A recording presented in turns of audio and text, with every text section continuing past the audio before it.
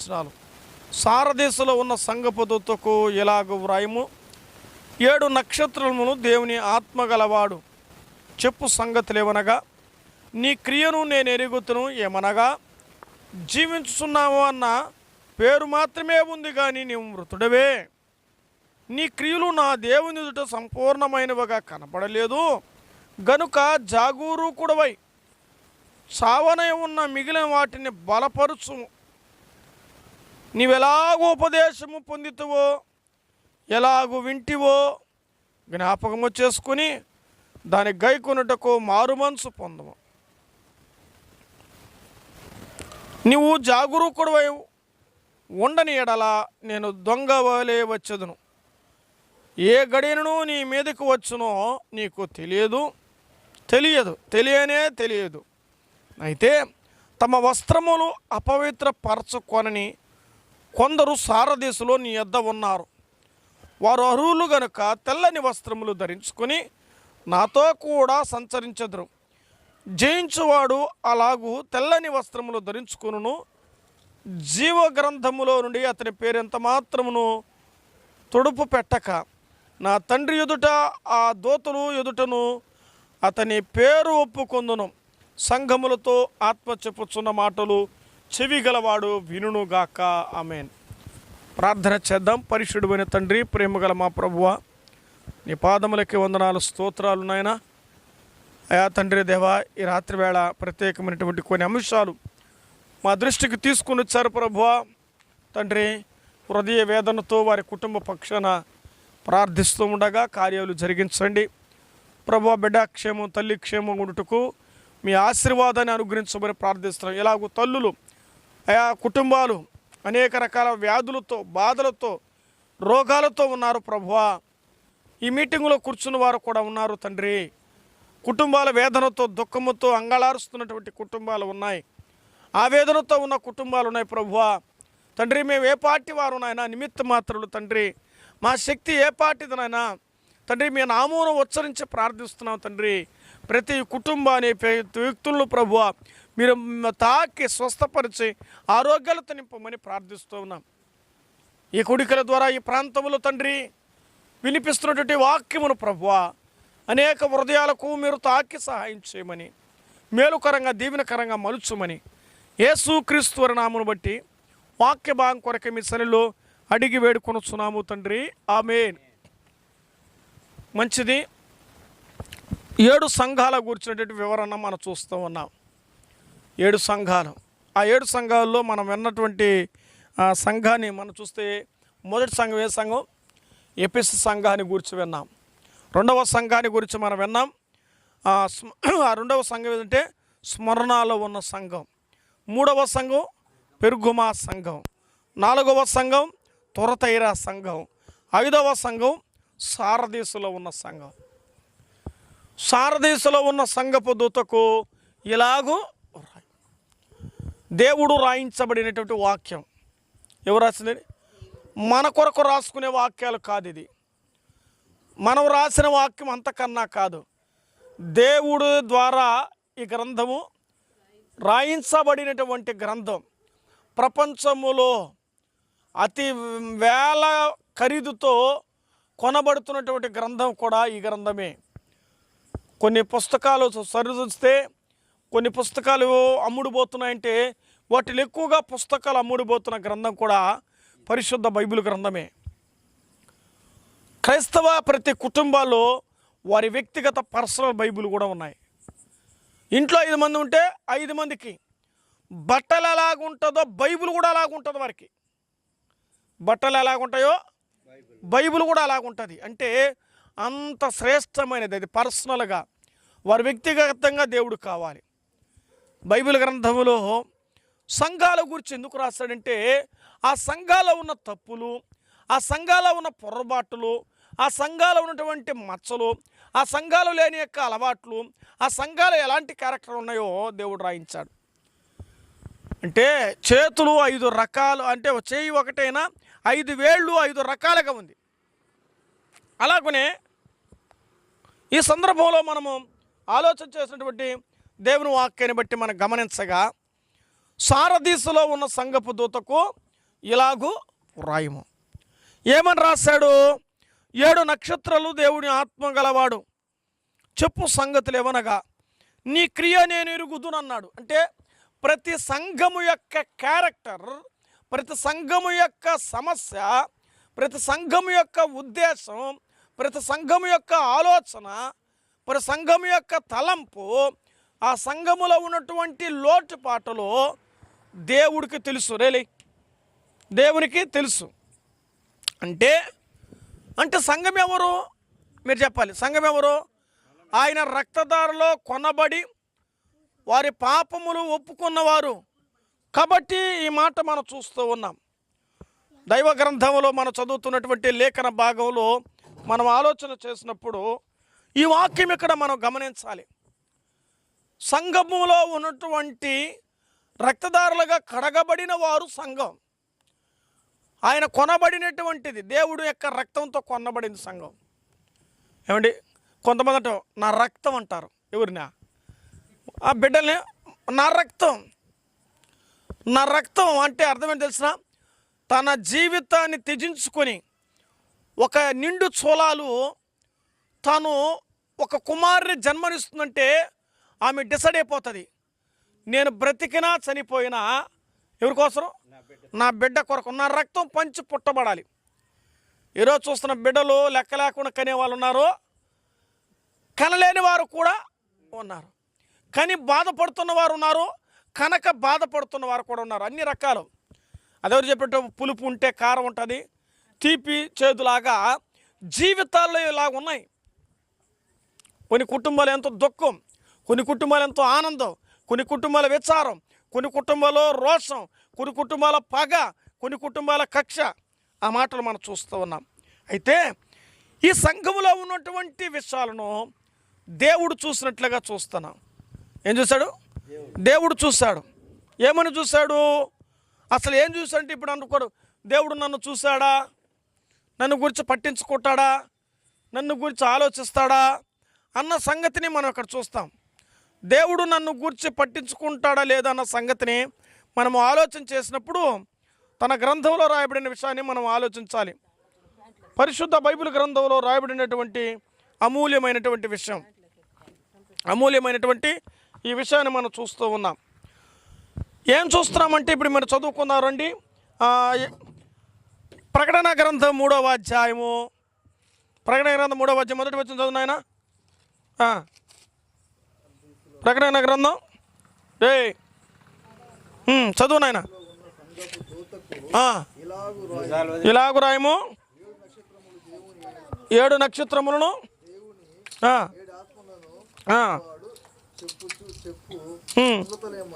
సంగతులు ఏమనగా చాలనా నీ క్రియలను నేను ఎరుగుదును. ఏమనగా జీవించుచున్నావన్న పేరు మాత్రమే కానీ నీ మృతుడివే. ఏం తెలుసుకున్నాడు సారదీశలో ఉన్న సంఘాన్ని గురించి? అసలు ఎందుకు వీళ్ళు జీవిస్తున్నారు, మృతులుగా ఉన్నారు అని అంటే ఈ సారదీశలో ఉన్నటువంటి కొన్ని విషయాలు చెప్తాను.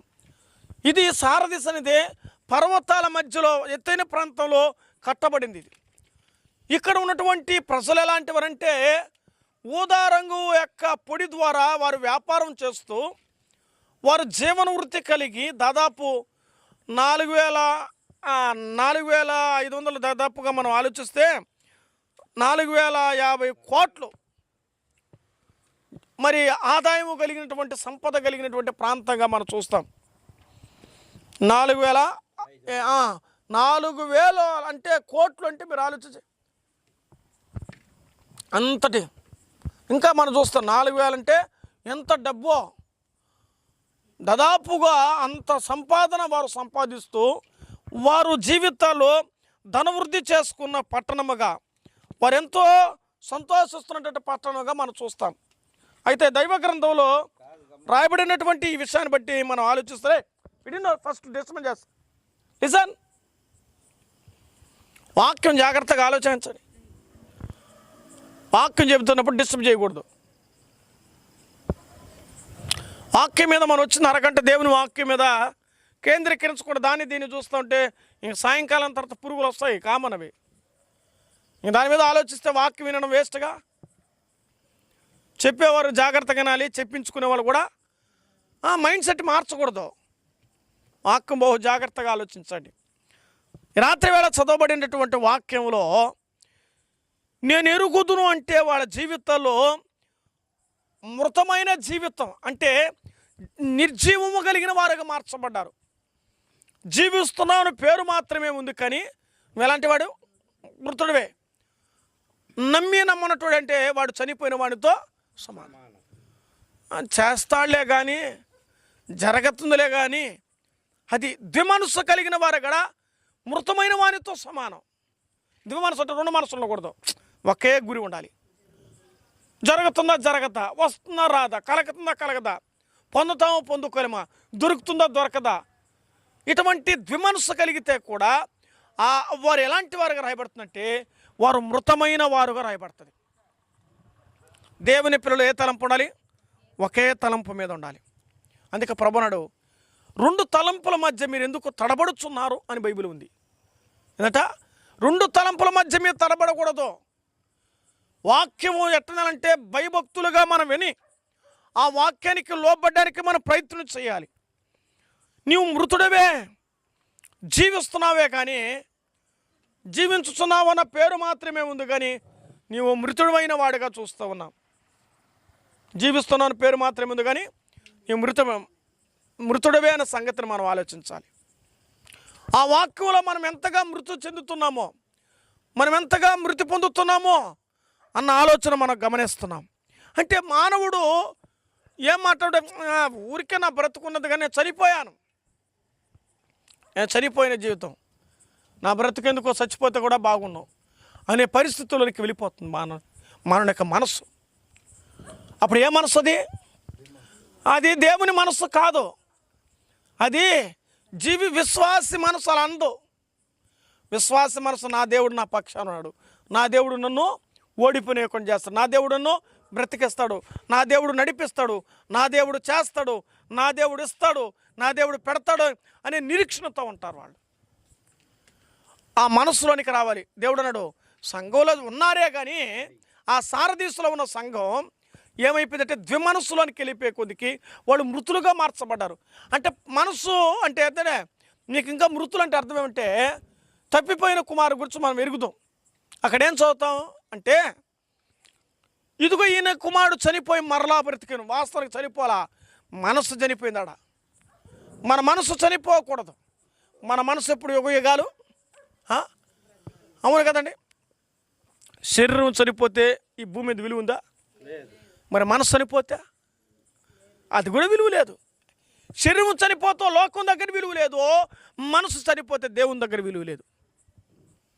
కాబట్టి శరీరం బ్రతకాలి, మనసు కూడా బ్రతకాలి. కాబట్టి సత్య బతికితా ఉంటే ఆ జీవితం ఏమైపోతే అసలు ఊరి దగ్గర విలువ లేదు, వ్యర్థమే. మనం ఎలాంటి వారంటే సస్తాం బతుకుతాం. కొంతమంది సచ్చి బతకడండి అంటారు. భౌతిక శరీరం సచ్చి బతకడం వేరు, మనసు ఎలాగుందంటే సచ్చి బతికి ఏం లేదు, విలువ లేదు. ఒక్కసారి వెలిగించబడి ప్రభు ప్రేమ రుచి మరలా నువ్వు వెనక్కి వెళ్ళావా కష్టం. మనం వెనక్కి వెళ్ళకూడదు. కష్టమైన కన్నీళ్ళైనా శ్రమలు వచ్చినప్పుడు లోకం మనకి చెప్తుంది, భలే ప్రార్థన చేసుకున్నావు కానీ, భలే మందిరానికి పోయినావు కానీ, ఇంత కష్టం అనిపిస్తున్నావు, ఇంత బాధ అనిపిస్తున్నాం, ఇంత దుఃఖం అనిపిస్తున్నావు, ఇంత రోగం అనిపిస్తున్నావు, అది చేసుకోకూడదు ఇది చేసుకోకూడదని లోకం నిన్ను నూరిపోస్తుంది. బైబిల్ ఏముంది? లోకములో ఉన్నవానికంటే నీలో ఉన్నవాడు గొప్పవాడు ఉందా, తక్కువవాడు ఉందా? అన్నీ మనకు తెలుసు. కానీ మనలో లోకం యొక్క మాటకు ఏమవుతున్నాం? ఆకర్షించబడి బలహీనులైపోతున్నామా? ప్రభు నమ్ముకునేవారు బలవంతులుగా ఉండాలి. ఎలాగ ఉండాలి? మనం యేసుక్రీస్తును నమ్మిన మనమందరూ కూడా బలహీనం కాకూడదు. నా దేవుని కంటే ఏం చేయగలరు? ప్రభువా నీవే అద్భుతమైన కార్యం చేయగలిగిన దేవుడు, నీవే ఆశ్చర్యమైన కార్యం జరిగించగలడు. ఒక నిరీక్షణతో ఉండాలి. ఎట్టుండాలంటే మనం ఆలోచన చేయాలి. దేవుని వాక్యంలో ఇప్పుడు వివాహాలకి అప్పుడున్న వివాహాలకి ఆడ పెద్ద మకాం కూర్చుందాడా, అమ్మ ఇదిగో వాళ్ళ నాయన చెప్పుంటాడు, వాళ్ళ నాయన కూర్చున్నా వాళ్ళ ఆయన, ఇదిగో అమ్మ మీ ఇంటి నేనా పెళ్లి చేసుకోవాలి అంటే సరే గమ్ముని తాళి కట్టించుకుందా ఆడ. ఇప్పుడా ఇదే తండ్రి గుండా అమ్మ పెళ్లి చేసుకుంటే, డాడీ ఏంది డాడీ నువ్వు చెప్పేదా, వాడు ఏమవుతా ఇంటికి ఏమో ఊడిపోయాడు, అది కలర్ ఏమో సరిగ్గా లేదు, మా కలర్తో ఉందిలే కానీ తెలియ చేసుకో పెళ్ళేం కాదు కానీ సంపాదిస్తున్నాడు, సంపాదిస్తున్నంత మాత్రాన ఈడు జడవద్దా, అర్థమైందా? ఇప్పుడు కాలానికి అప్పుడు కాలం. ఆ రోజు తల్లి మాటకు తండ్రి మాటకు లోబడి వివాహాలు చేసుకున్నారు. చేసుకుంటూ నోరు మూసుకొని తల వంచి తాళి కట్టించుకున్నారు ఆ రోజుల్లో. ఆ మాట విధానానికి ఏమంటే తల్లిదండ్రుల మాట నమ్మి ఎటటోడో కదండి, అయినా ఇష్టపడి కష్టపడిన వాహనానికి సిద్ధమైతే నమ్మి వెళ్ళారు లేదా, కాపురానికి జీవిస్తున్నారు లేదా, ఏమైనా వదిలేస్తారా లేదుగా, ఆలోచన చేద్దాం. అంటే తల్లిదండ్రులు బాగా చూసుకుంటాడు, నిరీక్షణతోనే ఇస్తాడు. ఈ వాక్యం ఏం చెప్పబడుతుంటే అలా నమ్మాలి మనం. మన తండ్రి కొంతమంది ఏమ్మా నా కూతురు గుంత నేనేమైనా కోసుకుంటానంట తండ్రి. ఎవరైనా తన బిడ్డ చెడిపోవడానికి ఒక వ్యక్తికి ఇస్తారండి? ఎవరెవరగా? నీ ప్రభు ఈ లోకంలో ఉంచింది నేను చెడిపోయేటట్టుగా ఉంచడం కాదు.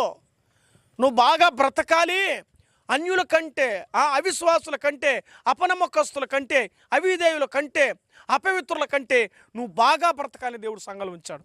ఎందుకు ఈ సంఘంలో నువ్వు ఉన్నావంటే నువ్వు అపవిత్రుడిగా బ్రతకూడదు. ఎందుకు సంఘంలో అంటే నువ్వు అవినీతిగా బ్రతకూడదు. ఎందుకు సంఘంలో ఉన్నావంటే నువ్వు పవిత్రంగా కనిపించాలి. ఓ సారథీసలో ఉన్న సంఘమా, నువ్వు ఎలా కనిపిస్తున్నావంటే మృతంగా ఉన్నావని నేను ఎరుగుదును. నీ క్రియలు నా దేవుని ఎదుట సంపూర్ణంగా కనబడలేదు. ఎందుకు వీళ్ళు మృతమైపోతున్నారంటే చూడండి, బైబిల్ గ్రంథంలో తిమోతి మొదటి పత్రిక 5వ అధ్యాయము 6వ వచనం. ఎందుకు వీళ్ళు మృతులైపోతున్నారు, ఎందుకు వీళ్ళ జీవితాలు మృతమైపోతుంది? మొదటి తిమోతి 5వ అధ్యాయం 6వ వచనం చివరి లైన్లో ఒకరు మరి గమనిస్తున్నారా? ఆ వచనంలో సుఖభోగమునందు ప్రవర్తించున్నది బ్రతుకుచుండి సచ్చినదై ఉండును. సుఖభోగాలకి లోబడిపోయి ఏమైపోతున్నట్టు వాళ్ళు చచ్చిపోతున్నారు. అది వాక్యం. సుఖభోగాలకి ఎక్కువైపోయింది జీవితాలు, అందుకే లోకంలో మృతులైపోతున్నారు. సుఖంగా ఉండేవాళ్ళు ఏమండి ఎటుంటారు తెలిసిన? చాలా సుఖంగా ఉండేవాళ్ళు జీవితాలు దేవునికి దూరం అయిపోతున్నారు. అదే బాధల్లో కష్టాల్లో కన్నుళ్ళు వద్దే, ప్రభు ఈ రోగం నాకెందుకయ్యా, ఈ జబ్బు నాకెందుకయ్యా, ఈ దురాత్మ నాకెందుకయ్యా, ఈ దరిద్రత నాకెందుకయ్యా, ఈ రోగం నాకెందుకు ప్రభు, ఈ సమస్య నాకెందుకునైనా, ఈ యొక్క అవమానం నాకెందుకు ప్రభు, ఈ కుటుంబ బాధ్యత నాకెందుకునైనా ప్రభువా. కాబట్టి దేవుని వాక్యంలో తిమోతి పత్రికలు మనం చదివినట్టు సుఖభోగాలు కలిగిన వారి జీవితాలలో, అదే రోగంలో ఉన్న వారి జీవితాలలో ఎంత శ్రమాన్ని అనుభవిస్తూ ఆ దుఃఖముల మధ్యలో వారు ఎక్కువగా ఎవరి మీద ఆధారపడతారు? రోగంలో ఉన్నవాడు ఎప్పుడు దేవుని దగ్గర పోతాడా, దేవుడు నన్ను ఎప్పుడు బాగు చేస్తాడా, ఈ రోగంలో, ఈ కష్టంలో, ఈ బాధలో, ఈ దుఃఖంలో నేను ఎట్ట భరించేదా? కాబట్టి సేవకుడు ప్రతిరోజు ఎవరి మీద ఆధారపడి తెలిసిన? ప్రభువా నా జీవితంలో తండ్రి ఈ కష్టం ఉంది నాయన, ఈ అవసరం ఉంది ప్రభువా, ఈ ఇబ్బంది ఉంది ప్రభువా, ఈ అవసరం ఉంది నాయన, నాకు సహాయం చేయ ప్రభు అని అడుగుతున్న వారిగా చూస్తాం. అందుకే దేవుని వాక్యంలో ఈరోజు చాలామంది జీవితంలో బాగుగా బ్రతికుండి సచ్చినలాగా అయిపోతున్నారు 2 దినాల్లో. ఒకప్పుడు నేను ఎట్టున్నాను అంటాం, కానీ ఇప్పుడు ఏమైపోతున్నాడు తెలుసండి? ఆ జీవితాన్ని నువ్వు మార్చుకున్నావు. ఎందుకంటే అదే సుఖంలో పడిపోయి అవమానంలోనికి వచ్చేస్తున్నావు. చాలామంది పేదవారిగా ఉండి భక్తులు పెరిగినవారు వీరు భక్తులోనికి ఎదిగిన తర్వాత ఏమండి, పేదవారిగా ఉన్నాడు భక్తులు పెరిగే కొద్దికి ఆశీర్వదించబడ్డాడు. లోకానికి ఏమో వాళ్ళ జీవితాలు చూడండి, భక్తులు పెరిగే కొద్దికి వాళ్ళ దేవుడు ఎంతగా ఆశీర్వదించాడు. కాకపోతే కొన్ని రోజులు శ్రమ పొందొచ్చు. యోబు లాంటి శ్రమ రావచ్చు, యేసేపు లాంటి శ్రమ రావచ్చు, అబ్రాహాము లాంటి శ్రమ రావచ్చు. కానీ చెప్పుకునే స్థితిలో దేవుడు మరలా ఉంచుతాడు. దాని కొరకు మనం ఏం చేయాలి? వాళ్ళ బాధ, వారి కష్టం, వారి దుఃఖం ఎవరు చెప్పుకున్నారా? ప్రభు పాదాల దగ్గర చెప్పాడు తప్ప ఎవరి మీద ఆధారపడకుండా, ప్రభువా నేను నమ్మింది నిన్ను బట్టి నమ్మాను, నీ దగ్గరికి వచ్చాను, నీవే నా తోడు, నీవే నా ఆశ్రయమని ప్రభు మీద ఆధారపడ్డారు. షడ్రకు మేషకు అభిజ్ఞవాలు దానియేలు సింహాల బోనికి వేయబడ్డాడు, కానీ తన దేవుని మీద నమ్మకం ఉంచాడు. అటువంటి దగ్గర తన ఆలోచన తద్వారా దీవించబడ్డారు. రాజ్యమే మారిపోయింది. గత పాఠంలో మనం విన్నాం. కాబట్టి మన జీవితంలో ఇక్కడ చదువుబడినటువంటి లేఖన భాగంలో ప్రకటన గ్రంథానికి మనం వద్దాం రండి. ప్రకటన గ్రంథం 3వ అధ్యాయం. నువ్వు జీవిస్తున్న పేరు మాత్రం ఉంది కానీ నువ్వు మృతుడివే, నీ క్రియలు నా దేవుని సరిగ్గా లేవు, అది నాకు కనబడలేదు. జాగరూకుడవై చావనైనా మిగిలిన వాటినైనా, అంటే మొత్తం చావలా, కొంత చచ్చింది.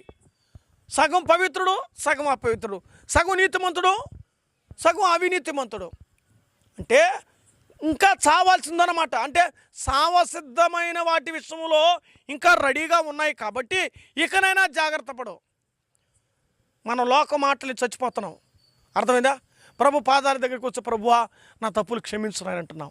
సంఘానికి ఈ వాక్యం అంతా ఎవరికో కాదు, విశ్వాసులతోనే దేవుడు మాట్లాడుతున్నాడు. మనము ఈ శరీరాలు ఇంకా కొన్ని బాగా బతికున్నాయి. బ్రతికున్న శరీరాన్ని, బ్రతికున్న మనసుని మనం ఏం చేయకూడదు? చంపుకోకూడదు.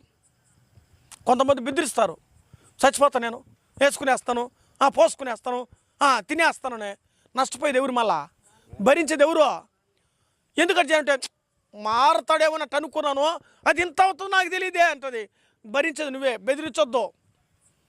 బెదిరిస్తున్నావు అనుకుంటారు చాలామంది. ప్రమాదాలు బట్టి చనిపోయిన వారు చాలామంది ఉన్నారు. అందుకే సూసైడ్ అటెంప్ట్లన్నీ కూడా చేసుకోవద్దండి. ఎవరిని బెదిరించలేరు. ఎవరినన్నా మార్చాల్సి అంటే దేవుడు ఒక్కడే మార్చారు తప్పగా మనం ఎంత మార్చాలనుకుని మన చేతులు ఏమీ లేదు. దేవుడు ఏదైనా ఎవరికి ఎప్పుడు ఏది ఇయ్యాలో, ఎవరిని ఎప్పుడు చెయ్యాలో ఆయనకి సమస్తం తెలుసు. మనమే గొప్ప పండితులం అయిపోతే ఏమంటే మనమే చేసేసి అడుగుంటే ఇక మనం అంటే దేవుడి కంటే నేను గొప్ప అనుకుంటాం. మానవ జీవితం కాబట్టి దేవుడి మీద ఆధారపడి బ్రతుకునే దేవుడు ఆ స్థాయి వరకు దేవుడు మనకు ఉంచాడు. నిజమే కదా? ఆయన మీద ఆరాడపడేంతగా దేవుడు మన మీదకి ఇచ్చాడు. అన్నిటి మీద దేవుడు మనకు ఆ స్థితి ఉంచలేదంటే మనం అర్థం చేసుకోవాలి. అందుకే మన జీవితాల్లో ఈ వాక్యాన్ని చదువుతున్నప్పుడు ఇక్కడ నువ్వు మిగిలిన వాటిని బలపరచు, మిగిలిన వాటిని బాగుపెట్టుకో, మిగిలినైనా జాగ్రత్తగా కాపాడుకో. అర్థమైందా? మా ఇదిగో నువ్వు ఇట్లా ఉన్నావమ్మా బాబు, అయ్యా ఇట్టున్నావు, డాక్టర్ చెప్తాడు, ఇప్పుడే స్టార్ట్ అయింది, పక్కన మీదకి అది స్ప్రెడ్ అవుతుంది కాబట్టి దాని మీద పడకుండా నువ్వేం చేయాలి? జాగ్రత్త కాపాడుకో. అవయవాళ్ళు ఆత్మ విషయంలో పాటలు పాడుతున్నావా? భక్తి సమస్య వస్తుందా? చూస్తున్నారు కార్యక్రమాలు, దేవుని పరిచయం జరుగుతుంటే సంఘం మీద వాడు ఓర్చుకోలేడు. ఏదో ఒక చిచ్చు, ఏదో ఒక సమస్య, ఏదో ఒక నోరు. మనం ఏమవ్వాలి? మనం ఓర్చుకొని కంట్రోల్ పోవాలి. అంతే కదండి? అట్ట కాదు ఇట్ట కాదంటే కుదరదుగా. కుటుంబంగా ఉన్నట్టుగా భావించుకొని ప్రయత్నం చేస్తే ఏ సైతానా నా దగ్గరికి రావద్దు, మమ్మల్ని విడగొట్టద్దు, మమ్మల్ని చెడగొట్టద్దు, మమ్మల్ని పాడు చేయొద్దు అని ఎవరిని అనాలా? వాడి కుయుక్తిని నువ్వు తెలుసుకోవాలి. అందుకే సంఘం ఇచ్చాడు. వాక్యం ద్వారా, ప్రార్థన ద్వారా, సహవాసం ద్వారా నిన్ను పాడు చేసేటివి, నిన్ను భ్రమ కలిగించేటివి, నిన్ను మార్చివేసేది, నిన్ను చాలామంది రకాలుగా నేను ఇన్స్పైర్ చేస్తాయి. అంతెందుకు లోకంలో కలిస్తే మనం కూడా ఏమైపోతామా? మనం కూడా ఆకర్షించబడతాం. మనం ఎలాంటి వారం అంటే ఒక మాట చెప్పిన, లోకంలో మన ఒక స్పాంజు లాంటి వారం. స్పాంజ్ ఏమవుతుంది? ఆడేసినా నీళ్ళు వేసినా ఏమవుతుంది? దానంతా పిలుచుకుంటుంది. అప్పుడు తిరిగి చర్చకు వస్తే సేవకుడి ద్వారా నువ్వు పిండబడి, దాని మీద దంచబడి, వాక్యంతో పొడవబడి మరలా నీళ్ళంతా కింద పోయేస్తాడు. అదే సంఘం. సంఘానికి రాకుండా నువ్వు ఉంటే నువ్వేమవుతావా? ఆ స్పాంజ్ అట్టే ఉండిపోయినట్టుగా లోకమంతా నీలో ఉండిపోతుంది. సరి చేయబడంటే సంఘం. దేవుని వాక్యములో నువ్వేమవుతావు అంటే కడగబడతావు, శుద్ధి చేయబడతావు, నువ్వు పిండబడతావు. తద్వారా నీలో ఉన్నటువంటి మిగిలిన అవయాలకి గాయం కాకుండా, శ్రమ కాకుండా, ఇబ్బంది కాకుండా సరి చేయబడతావు. అందుకే జాగ్రత్తగా ఉండాలి.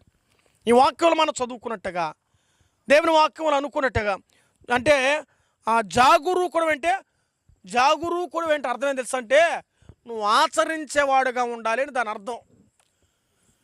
ఈ బాడీ అంతా కూడా శ్రమల పాలు కాకుండా, ఇబ్బంది పాలు కాకుండా, ఆ రాబడిన మాట మనం గమనిస్తున్నాం. చావకుండా దాన్ని బ్రతికించు, దాన్ని బలపరచు. మీరు ఎప్పుడైనా గమనించే పిల్లకాయలు చూడండి, వాళ్ళ ఫ్రెండ్స్ ఎవరైనా మ్యాచ్ ఆడుతారు, కమాన్ కొడుతున్నారు. ఎవరినా? ఆడేవాడిని. అప్పుడు ఏమవుతాడు?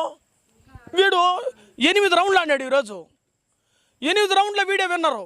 వాళ్ళ ముందున్న వాళ్ళందరూ 8 మంది అవుట్ అయిపోయినారు. వీడు ఒక్కడే నిలబడ్డాడు. ఈ పిల్లవాడు నిలబడినప్పుడు వాడు ఆడుతున్నాడు. వాడికి ఇంకా ఎట్టొస్తుంది ఆ రోషం, ఇంకొంచెం లాస్ట్కి వీడు ఒక్కడే నిలబడ్డాడు. ఆ గేమ్ అంతటికి వీడు ఓడిపోతే తమాషా అంటే తెలుసా, విచిత్రం అంటే తెలుసా, ఈరోజు చూసిన సన్నివేశంలో ఆ పక్క ఒకడు ఈ పక్క ఒకడు, ఆ పక్క అందరూ అవుట్ అయిపోయినారు, ఈ పక్క అందరూ అవుట్ అయిపోయాడు. ఈడొక్కడు మిగిలి, వాడు ఒక్కడు ఆపోజిట్ మిగిలాడు. కాకపోతే వాడు సెకండ్ క్లాస్, వాడు ఫస్ట్ క్లాస్. అప్పుడు అయినా కానీ వీడు పోరాడినాడు. బట్ కాకపోతే ఏమైనాడు చెప్పు, ఏమైనాడో వాడిపోయినాడు. అంటే 8 రౌండ్లు 9 రౌండ్లు వాడు ఏమయ్యాడు, గెలవడానికి పోరాడాడు. అంటే అర్థం ఏమంటే పక్కన కానీ షాలేం అంటున్నారు వాళ్ళు వెనకాల. వీడికి వేళ్ళకు ఆవేశం స్టార్ట్ అవుతుంది. అంటే ఇక్కడ అర్థమేమి, ఒక బాడీని, ఒక వ్యక్తిని ఏం చేస్తున్నాడు, ప్రోత్సహిస్తున్నప్పుడు వాడు టెంప్ట్ అయిపోతాడు. వాడికే తెలియదండి, వాడికే పరవశించిపోతాడు. వాడు బలహీనతని చూడ్డం, వాడు బలం వస్తుంది. అప్పుడు ఏమొస్తుంది, నిజం కదా, పరిగెత్తడం కూడా వాడు ముందు టక్మని పాము వచ్చిందనుకో ఎగిరి దొక్కుతాడు. ఎగరలేనోడు కూడా అప్పుడు ఎగరతాడు. ఎందుకో తెలుసా, ప్రాణం మీద తీపి. అంటే దాని అర్థాన్ని బట్టి మనం అర్థం చేసుకోవాలి. మిగిలిన వాటినైనా మనం ఏం చేయాలి, కాపాడుకోవాలి. ఎవరి చేతిలో ఉందా, వస్తే కాపాడుకుంటావు, ఉంటే కాపాడుకుంటావు, వింటే కాపాడుకుంటావు, లేదంటే నీ ఇష్టం. అంతే. ఆడ దైవ వాక్యం రాయబడింది, నువ్వు మిగిలిన వాటిని బలపరుచుకో. ఎప్పుడు బలపరుచుకుంటావంటే నువ్వు ఆచరిస్తే, నువ్వు అవలంబిస్తే, నువ్వు అనుసరిస్తే, నువ్వు నడిస్తే, నువ్వు చేస్తే నువ్వు ఇలా చేయబడతావు. ఆ సంగతిని చూస్తున్నావు. ఆ తర్వాత మరొక విషయాన్ని కింద మార్చి చెప్పాడు 3వ వచనం, నీవెలాగ ఉపదేశం పొందితువో, ఎలాగ వింటివో జ్ఞాపకం చేసుకొని దాన్ని గైకొనుచు మారు మనసు పొందిన వారిని ఇచ్చాడు. మారు మనసు లేకపోతే నా నోటను నేను ఉమ్మి వేస్తానన్నాడు. మారు మనసు పొందు, నువ్వు క్షమాపణ పొందు, నువ్వు తప్పు ఒప్పుకో, క్షమిస్తే పరిస్థితులకి నువ్వు వస్తావు. ఆ తర్వాత మరలా ఇందులో ఉంచి మరొక మాట చూస్తున్నారని, నువ్వు కానీ మారు మనసు పొందు, నువ్వు జాగరూకుడే ఉండనేడాలా. నేను దొంగ వలె వచ్చదు, నీ గడియ నీ మీదకి వచ్చునో, ఏ గడియ ఎప్పుడు వచ్చునో నీకు తెలియదు. నువ్వు నమ్మకపోతే, నువ్వు రక్షణ పొందకపోతే, నువ్వు అలాగే ఉంటే నువ్వు నిజంగా నేను వచ్చేప్పుడు నువ్వు ఎత్తబడవు, నువ్వు విడవబడతావు. మనం ఎత్తబడే గుంపులో ఉండాలి. సంగమా, ఓ సారదేశంలో ఉన్న సంగమా, మీరు ఎత్తబడాలంటే ఎప్పుడు అలాగనుకో, తిరుపతిలో ఉన్న సంగమా, మీరు ఎత్తబడాలంటే మీరు జాగ్రత్తగా బ్రతకండి, నీతిగా నిజాయితీగా ప్రభుని అనుసరించండి అన్న సంగతిని మనం చూస్తున్నాం. అయితే ఆ సంఘములో ఇక్కడ సగం బాగున్నారు, సగం బాగలేరండి. ఏంటట, అందరూ ఒకే విధంగా ఉండరు. ఒకరి మనస్తత్వం ఎట్టు ఉంటుంది, ఒకరి మనస్తత్వం ఎట్టు ఉంటుంది. ఒకరు నవ్వించే ఉంటారు, ఒకరు తిట్టేవారు, ఒకరు ప్రేమించేవారు ఉంటారు, ఒకరు దూషించే వాళ్ళు ఉంటారు. ఈ సంఘం అలాగుంది. ఈ సంఘం అలా ఉంది. ఎట్లుందంటే కింద వచ్చిన చదువుకుందాం, 4వ వచనం. అయితే తమ వస్త్రములు అపవిత్రపరచుకొనని కొందరు సారదీసులో నీ యొద్ద ఉన్నారు. అపవిత్రత లేని వారు ఎంతమంది ఉన్నారు? అందరు కాదు, కొందరు. పై వచ్చి చూస్తే దాంట్లో మనం చూస్తే కొంత బాగలేని వాళ్ళు ఉన్నారు. ఏ విషయంలో? సచ్చిన వాళ్ళు కొంతమంది, బతికిన వాళ్ళు కొంతమంది, మొత్తం కలిపితే అందరిలో కొందరు బాగున్నారు, కొందరు. సంఘంలో కూడా అంతే కదండి. కొంతమంది ఇలాగుంటే కొంతమంది బాగా లేకుండా కొంతమంది బాగుండే వాళ్ళు ఉంటారు. కొంతమందికి ఈరోజు బాగా లేకుండా రేపటికి బాగుండకపోవచ్చు. ఈరోజు వాళ్ళకి రేపటికి క్షేమంగా ఉండొచ్చు, ఎల్లుండికి ఏమవుతుందో తెలియదు. అసలు ఎప్పుడు ఎవరికి ఏ స్థితిలో ఏమవుతుందో తెలియదు, ఏమవుతుందో మనకు తెలియదు. అయితే ఏమి జరిగినా ఎవరి మాట ఎలాగ ఉండాలంటే యోబునట్టు మన పాట కూడా ఎన్ని తలచినా ఏది అడిగినా మంచి అసలు చాలా సాంగ్స్, ఎన్ని పాటలు వినా దానికి సాటైన పాట ఏమండి. ఎన్ని తలచిన ఏది అడిగినా జరిగేది నిశ్చితమే. అది ఎప్పుడు ఎవరి గ్రీన్ పాట, అది ఎప్పుడు పచ్చదనంతో కూడినటువంటి పాట. అది జరిగేది నిశ్చితమే ప్రభువా. అది మంచి అయినా అది చెడైనా, అశుభమైన శుభమైన, ఎప్పుడైనా ఎక్కడైనా పాట పాడుకుంటారు. క్రైస్తవుని నోటారా వచ్చే అమూల్యమైనటువంటి పాట ఏదంటే ఎన్ని తలచినా ఏది అడిగినా జరిగేది నిశ్చితమే ప్రభువా. ఈ మాటలు మనం చూస్తూ ఉన్నాం. అయితే అపవిత్రత లేని వారు ఉన్నారు. ఆ అపవిత్ర లేని వారు ఎలాంటి వారంటే తెల్లని వస్త్రాలు కలిగిన వారు. ఈరోజు చాలామంది చర్చిలకు వేసుకునే వస్త్రాలండి. వస్త్రాలు తెల్లగానే ఉంటాయి, కానీ బుద్ధులు తెల్లగా ఉండవు, గుణాలు తెల్లగా ఉండవు, మనస్సు తెల్లగా ఉండదు. ఇక్కడ వస్త్రం ప్రాముఖ్యత కాదు, హృదయములో తెలుపు ఉండాలి. నలుపున్న పర్వాలా. సోల మీద సులభముల గురించి ఒక వివరణ రాయబడుతుంది. తెలా నేను నల్లన్న దానిని చిన్న చూపు చూడదు. ఆమెను గురించి ఏమంటాడు, ఏం రాస్తా తెలిసిన బహు సౌందర్యవంతురాలు అంటాడు సోలమతిని, సొలొమోను. కాబట్టి మనకు కావాల్సింది బాహ్య సౌందర్యమైనటువంటి అలంకరణ కాదు, అంతరంగంలో కల్మషం లేనారా. ఏమండి, విశ్వాసులు సేవకుడి మీద కల్మషం ఉండకూడదు, సేవకుడు విశ్వాసుల మీద కల్మషం ఉండకూడదు. కల్మషం లేకుండానే సంఘం ఎత్తబడుతుంది, లేదా ఆ సంఘం ఏమవుతుంది, విడవబడుతుంది, శ్రమల కొలిమిలో పుట్టవేయబడుతుంది, 666 ముద్ర వేయవలసిన పరిస్థితికి వెళ్ళిపోతుంది. అందుకే సేవకుడు ఖచ్చితంగా ఇలా ఉండాలి, ఇలా ఉండాలి. మీరు తెల్లని వస్త్రాలు, వారు అర్హులు, వారు తెల్లని వస్త్రాలు ధరించుకొని నాతో సంచరిస్తారు. అబ్బా, సారదేశంలో ఉన్న సంఘం ఎవరితో నడుస్తుంది? ఇక్కడ తిరుపతిలో ఉన్న సంఘం ఎవరితో నడవాలి? ఒకరోజు ప్రభుత్వం నడవాలి. మనం ఆ విధంగా నడవడానికి కొరకై మనం ప్రయత్నము చేయాలి. సారదేశంలో సంఘంలో కొంతమంది వారు తమ జీవితాలను కాపాడుకున్నారు, తమ ఆలోచన కాపాడుకున్నారు, తమ నడవడికను కాపాడుకున్నారు, తన ఆలోచన కాపాడుకున్నారు, తమ తీరును కాపాడుకున్నారు, తమ స్థలాన్ని కాపాడుకున్నారు, తమ ఉన్నట్టు ప్రదేశాన్ని కాపాడుకున్నారు. కాబట్టి వారు తెల్లని వారయ్యారు. లేకపోతే ఏమైనారు? దీనికి ఆపోజిట్ ఏమంటారు? వారు నల్లని వారు ఏంటారు. తెలుపుకి ఆపోజిట్ నలుపేగా. మనం నల్లంటి వారగా ఉండకూడదు. నలుపు శాపాన్ని, పాపాన్ని చూపిస్తే, తెలుపు పరిశుద్ధతను చూపిస్తుంది. కాబట్టి మనం ఎలా బ్రతకాలంటే, సారదేశంలో ఉన్న సంఘం ఎలాగైతే పరలోక రాజ్యానికి అర్హులుగా ఎంచబడ్డారో, నా జీవితం అలా ఉండడం కొరకై ప్రయత్నం చేయాలి, కంకణం కట్టుకోవాలి. అలాంటి వారికి దేవుడిచ్చే భాగ్యం ఏంటి తెలుసా? అలాగున తెల్లని వస్త్రము ధరించుకును, జీవ గ్రంథములుండి అతని పేరు ఎంత మాత్రమునో తుడిచిపెట్టను. అబ్బా, వీళ్ళకి ఎక్కడ ఏ పేరుంది? జీవ గ్రంథములో పేరు ఉంది. ఆధార్ కార్డులో కదండి, రేషన్ కార్డులో పేరు లేకపోతేనే ఎంత గందరగోళం చేస్తాను. ఏమయ్యా, ఎన్నేళ్ళు ఉన్నాను, నా పేరు లేదే. పరలోక రాజ్యంలో మన పేరుందో లేదో ఈ లోకంలో చూసుకోవాలి. నీ ఆత్మ పరలోకానికి వెళ్తుందో లేదో చెక్ చేసుకో. నీకు నీవే చెక్ చేసుకుంటే ఈజీ చెప్పవచ్చు. పరిశుద్ధంగా బ్రతికితే నీకు పరలోక రాజ్యం. అపవిత్రంగా బ్రతికావా, పరిశుద్ధ రాజ్యాన్ని కోల్పోతావు. అపవిత్రుల కొరకు ఈ లోకానికి యేసు ప్రభు వచ్చి తన రక్తమే కార్చి ప్రాణం పెట్టి చనిపోయి సమాధి చేయబడి తిరిగి లేచాడు. యేసు ప్రభు నమ్మితే పరలోక రాజ్యం లేదా అగ్నిగుండం. ఈ రాత్రి వేళ దేవుడు నీతో నాతో మాట్లాడుతుండగా మన పాపాలు ఒప్పుకుందాం, ప్రభు దగ్గర పశ్చాత్తాపడదాం, పరలోక రాజ్యాన్ని సంపాదించి నిత్య జీవమును సంపాదించి పరలోకములో ఆయన ఒప్పుకుంటాడు. మనం ఆయన సన్నిధిలో ఉండడానికి, అలా ఉండడానికి ప్రభు సహాయం చేయనుగాక. ఆమేన్. కాబట్టి దేవుని వాక్యంలో తిమోతి పత్రికలు మనం చదివినట్టు సుఖభోగాలు కలిగిన వారి జీవితాలలో, అదే రోగములో ఉన్న వారి జీవితాలలో ఎంత శ్రమాన్ని అనుభవిస్తూ ఆ దుఃఖముల మధ్యలో వారు ఎక్కువగా ఎవరి మీద ఆధారపడతారు? రోగంలో ఉన్నవాడు ఎప్పుడు దేవుని దగ్గర పోతాడా? దేవుడు నన్ను ఎప్పుడు బాగు చేస్తాడా? ఈ రోగంలో, ఈ కష్టంలో, ఈ బాధలో, ఈ దుఃఖంలో నేను ఎట్ట భరించేదా? ఏమంటే సేవకుడు ప్రతిరోజు ఎవరి మీద ఆధారపడి తెలిసిన, ప్రభువా నా జీవితంలో తండ్రి ఈ కష్టం ఉంది నాయన, ఈ అవసరం ఉంది ప్రభువా, ఈ ఇబ్బంది ఉంది ప్రభువా, ఈ అవసరం ఉంది నాయన, నాకు సహాయం చేయ ప్రభు అని అడుగుతున్న వారిగా చూస్తాం. అందుకే దేవుని వాక్యంలో ఈరోజు చాలామంది జీవితంలో బాగుగా బ్రతికుండి సచ్చినలాగైపోతున్నారు 2 దినాల్లో. ఒకప్పుడు నేను ఎట్టున్నానంటాం, కానీ ఇప్పుడు ఏమైపోతున్నాడు తెలుసండి, ఆ జీవితాన్ని నువ్వు మార్చుకున్నావు. ఎందుకంటే సుఖంలో పడిపోయి అవమానంలోనికి వచ్చేస్తున్నాను. చాలామంది పేదవారిగా ఉండి భక్తులు పెరిగినవారు, వీరు భక్తులోనికి ఎదిగిన తర్వాత ఏమండి, పేదవారిగా ఉన్నాడు, భక్తులు పెరిగే కొద్దికి ఆశీర్వదించబడ్డాడు.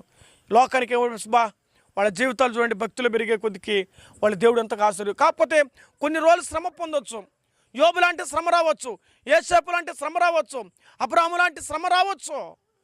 కానీ చెప్పుకునే స్థితిలో దేవుడు మరలా ఉంచుతాడు. దాని కొరకు మనం ఏం చేయాలి? వాళ్ళ బాధ, వారి కష్టం, వారి దుఃఖం ఎవరు చెప్పుకున్నారా? ప్రభు పాదాల దగ్గర చెప్పాడు తప్ప ఎవరి మీద ఆధారపడకుండా, ప్రభువా నేను నమ్మింది నిన్ను బట్టి నమ్మాను, నీ దగ్గరికి వచ్చాను, నీవే నా తోడు, నీవే నా ఆశ్రయమని ప్రభు మీద ఆధారపడ్డారు. షడ్రకు మేషకు అభిజ్ఞవాలు దానియేలు సింహాలు బోనికి వేయబడ్డాడు, కానీ తన దేవుని మీద నమ్మకం ఉంచాడు. అటువంటి తరగతి తన ఆలోచన, తద్వారా దీవించబడ్డారు.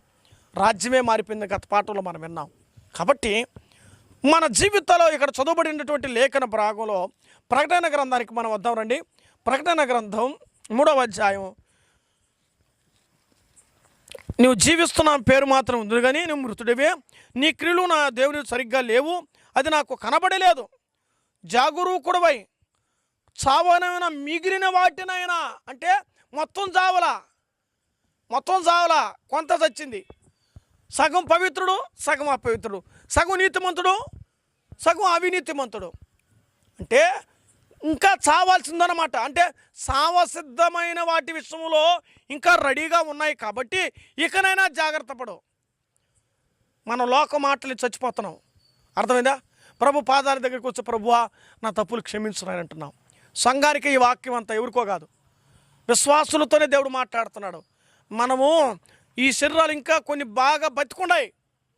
బ్రతికున్న శరీరాన్ని, బ్రతికున్న మనస్సుని మనం ఏం చేయకూడదు?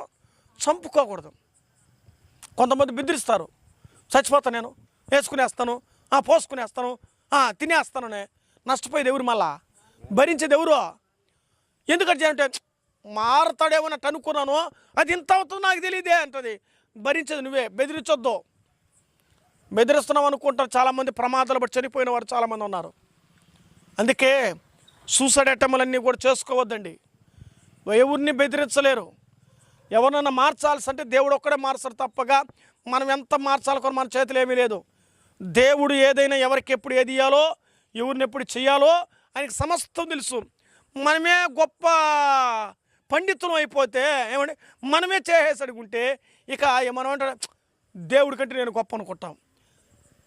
మానవుని జీవితం. కాబట్టి దేవుడి మీద ఆధారపడి బ్రతుకునే దేవుడు ఆ స్థాయి వరకు దేవుడు మనకు కూర్చాడు. నిజమే కదా? ఆయన మీద ఆరాడపడేంతగా దేవుడు మన మీదకి ఇచ్చాడు. అన్నిటి మీద దేవుడు మనకు ఆ స్థితి ఉంచలేదంటే మనం అర్థం చేసుకోవాలి. అందుకే మన జీవితాల్లో ఈ వాక్యాన్ని చదువుతున్నప్పుడు ఇక్కడ నువ్వు మిగిలిన వాటిని బలపరచు, మిగిలిన వాటిని బాగుపెట్టుకో, మిగిలినైనా జాగ్రత్తగా కాపాడుకో. అర్థమైందా? ఇదిగో నువ్వు ఇట్లా ఉన్నావమ్మా బాబు, అయ్యా ఇట్టున్నావు, డాక్టర్ చెప్తాడు ఇప్పుడే స్టార్ట్ అయింది, పక్కన మీదకి అది స్ప్రెడ్ అవుతుంది. కాబట్టి దాని మీద పడకుండా నువ్వేం చేయాలి? జాగ్రత్త కాపాడుకో. అవయవాళ్ళు ఆత్మ విషయంలో పాటలు పాడుతున్నావా? భక్తి సమస్య వస్తుందా? చూస్తున్నారు కార్యక్రమాలు, దేవుని పరిచయం జరుగుతుంటే సంఘం మీద వాడు ఓర్చుకోలేడు. ఏదో ఒక చిచ్చు, ఏదో ఒక సమస్య, ఏదో ఒక నోరు. మనం ఏమవ్వాలి? మనం ఓర్చుకొని కంట్రోల్ పోవాలి. అంతే కదండి? అట్ట కాదని అట్ట కాదు ఇట్ట కాదంటే కుదరదుగా. కుటుంబంగా ఉన్నట్టుగా భావించుకొని ప్రయత్నం చేస్తే, ఏ సైతానా నా దగ్గరికి రావద్దు, మమ్మల్ని విడగొట్టద్దు, మమ్మల్ని చెడగొట్టద్దు, మమ్మల్ని పాడు చేయొద్దు అని ఎవరిని అనాలా? వాడి కుయుక్తిని నువ్వు తెలుసుకోవాలి. అందుకే సంఘం ఇచ్చాడు. వాక్యం ద్వారా, ప్రార్థన ద్వారా, సహవాసం ద్వారా నిన్ను పాడు చేసేటివి, నిన్ను భ్రమ కలిగించేటివి, నిన్ను మార్చివేసేది, నిన్ను చాలామంది రకాలుగా నేను ఇన్స్పైర్ చేస్తాయి. అంతెందుకు లోకంలో కలిస్తే మనం కూడా ఏమైపోతామా? మనం కూడా ఆకర్షించబడతాం. మనం ఎలాంటి వారం అంటే ఒక మాట చెప్పిన, లోకంలో మనం ఒక స్పాంజు లాంటి వారం. స్పాంజ్ ఏమవుతుంది? ఆడేసినా నీళ్ళు వేసిన ఏమవుతుంది? దానంతా పిలుచుకుంటుంది. అప్పుడు తిరిగి చర్చకు వస్తే సేవకుడి ద్వారా నువ్వు పెండబడి, దాని మీద దంచబడి, వాక్యంతో పొడవబడి మరలా నీళ్ళంతా కింద పోయేస్తాడు. అదే సంఘం. సంఘానికి రాకుండా నువ్వు ఉంటే నువ్వేమవుతావా? ఆ స్పాంజ్ అట్టే ఉండిపోయినట్టుగా లోకమంతా నీలో ఉండిపోతుంది. సరి చేయబడంటే సంఘం. దేవుని వాక్యములో నువ్వేమవుతావు అంటే కడగబడతావు, శుద్ధి చేయబడతావు, నువ్వు పెండబడతావు. తద్వారా నీలో ఉన్నటువంటి మిగిలిన అవయాలకి గాయం కాకుండా, శ్రమ కాకుండా, ఇబ్బంది కాకుండా సరి చేయబడతావు. అందుకే జాగ్రత్తగా ఉండాలి. ఈ వాక్యంలో మనం చదువుకున్నట్టుగా, దేవుని వాక్యంలో అనుకున్నట్టుగా, అంటే ఆ జాగరూకుడు అంటే అర్థం ఏం తెలుసు అంటే నువ్వు ఆచరించేవాడుగా ఉండాలి అని దాని అర్థం. ఈ బాడీ అంతా కూడా శ్రమల పాలు కాకుండా, ఇబ్బంది పాలు కాకుండా ఆ రాబడిన మాట మనం గమనిస్తున్నాం. చావకుండా దాన్ని బ్రతికించు, దాన్ని బలపరచు. మీరు ఎప్పుడైనా గమనించారు పిల్లకాయలు చూడండి, వాళ్ళ ఫ్రెండ్స్ ఎవరైనా మ్యాచ్ ఆడుతాడు, కమాన్ కమాన్ కమాన్ కమాన్ కొడుతున్నారు. ఎవరినా? ఆడేవాడిని. అప్పుడు ఏమవుతాడు? వీడు 8 రౌండ్లు ఆడాడు ఈరోజు. 8 రౌండ్లో వీడే విన్నారు. వాళ్ళ ముందు వాళ్ళందరూ 8 మంది అవుట్ అయిపోయినారు. వీడు ఒక్కడే నిలబడ్డాడు. ఈ పిల్లవాడు నిలబడినప్పుడు వాడు ఆడుతున్నాడు. వాడికి ఇంకా ఎట్టొస్తుంది ఆ రోషం, ఇంకొంచెం లాస్ట్కి వీడు ఒక్కడే నిలబడ్డాడు. ఆ గేమ్ అంతటికి వీడు ఓడిపోతే తమాషాడే తెలుసా, విచిత్రుడే తెలుసా, ఈరోజు చూసిన సన్నివేశంలో ఆ పక్క ఒకడు, ఈ పక్క ఒకడు. ఆ పక్క అందరూ అవుట్ అయిపోయినారు, ఈ పక్క అందరూ అవుట్ అయిపోయాడు. వీడొక్కడు మిగిలి, వాడు ఒక్కడు ఆపోజిట్ మిగిలాడు. కాకపోతే వాడు సెకండ్ క్లాస్, వీడు ఫస్ట్ క్లాస్. అప్పుడు అయినా కానీ వీడు పోరాడినాడు. బట్ కాకపోతే ఏమైనాడు చెప్పు, ఏమైనాడో? వాడిపోయినాడు. అంటే 8 రౌండ్లు 9 రౌండ్లు వాడు ఏమయ్యాడు? గెలవడానికి పోరాడాడు. అంటే అర్థమేమంటే పక్కనలు కానీ షాలేం అంటున్నారు వాళ్ళు వెనకాల.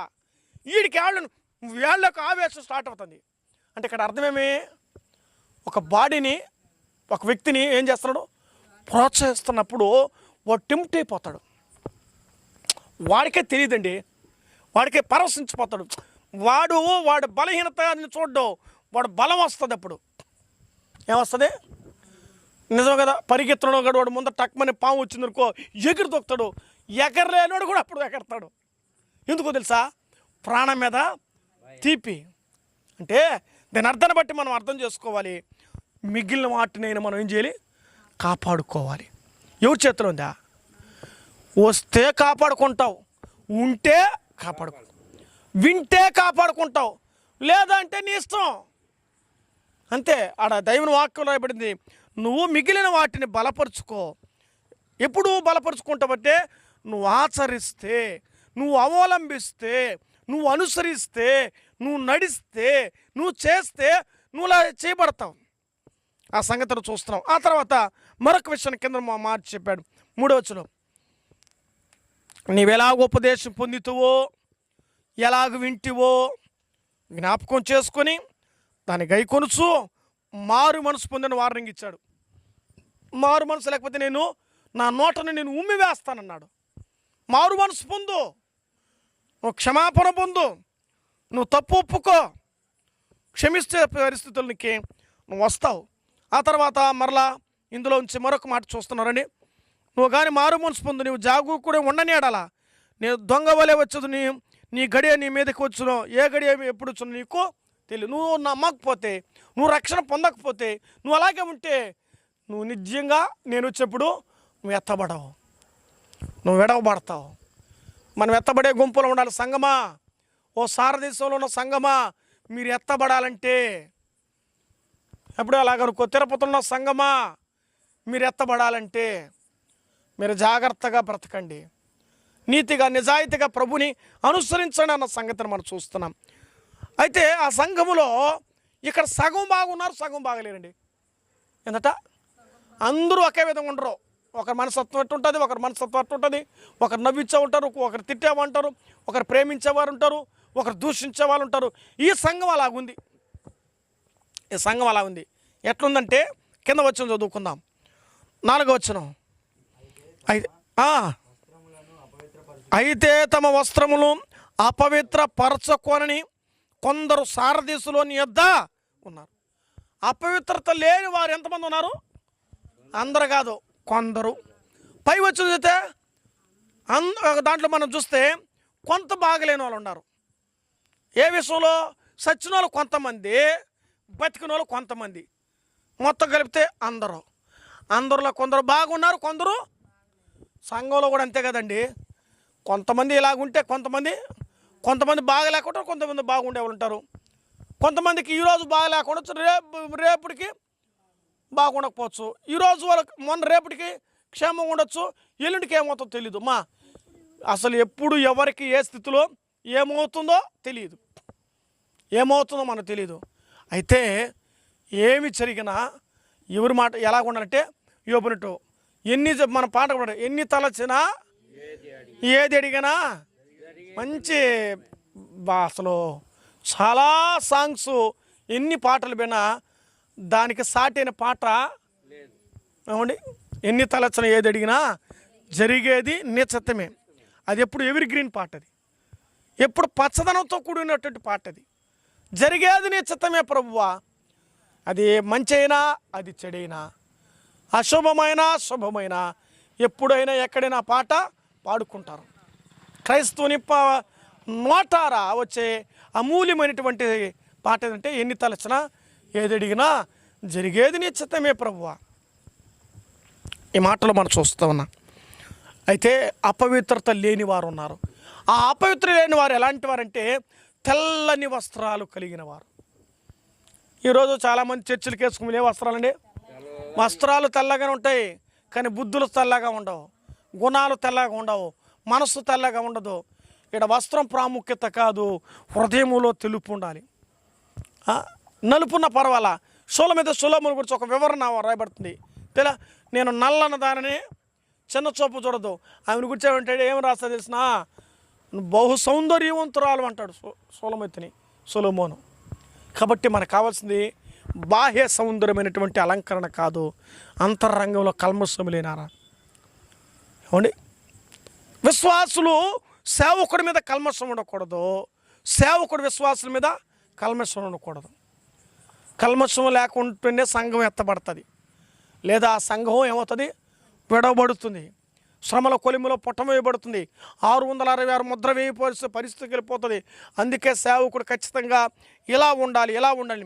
మీరు తెల్లని వస్త్రాలు, వారు అర్హులు, వారు తెల్లని వస్త్రాలు ధరించుకుని నాతో సంచరిస్తారు. అబ్బా, సారదేశంలో ఉన్న సంఘం ఎవరితో నడుస్తుంది? ఇక్కడ తిరుపతిలో ఉన్న సంఘం ఎవరితో నడవాలి? ఒకరోజు ప్రభుత్వం నడవాలి. మనం ఆ విధంగా నడవడానికి కొరకై మనం ప్రయత్నము చేయాలి.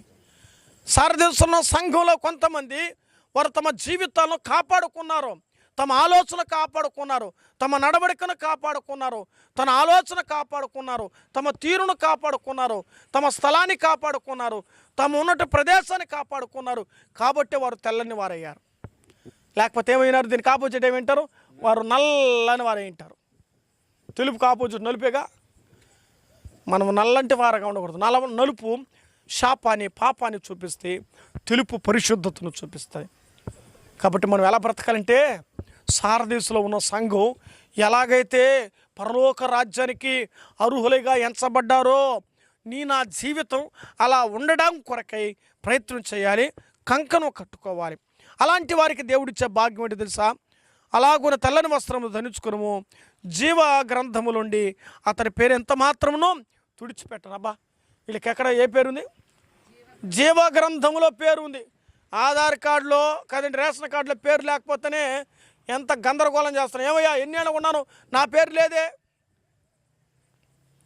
పరలోక రాజ్యంలో మన పేరుందా లేదో ఈ లోకంలో చూసుకోవాలి.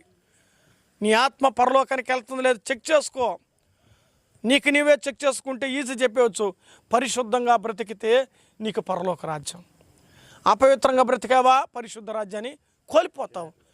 అపవిత్రుల కొరకు ఈ లోకానికి యేసు ప్రభు వచ్చి తన రక్తమే కార్చి ప్రాణం పెట్టి చనిపోయి సమాధి చేయబడి తిరిగి లేచాడు. యేసు ప్రభు నమ్మితే పరలోక రాజ్యం లేదా అగ్నిగుండం. ఈ రాత్రి వేళ దేవుడు నీతో నాతో మాట్లాడుతుండగా మన పాపాలు ఒప్పుకుందాం, ప్రభు దగ్గర పశ్చాత్తాపడదాం, పరలోక రాజ్యాన్ని సంపాదించి నిత్య జీవమును సంపాదించి పరలోకములో ఆయన ఒప్పుకుంటాడు. మనం ఆయన సన్నిధిలో ఉండడానికి, అలా ఉండడానికి ప్రభు సహాయం చేయనుగాక. ఆమేన్.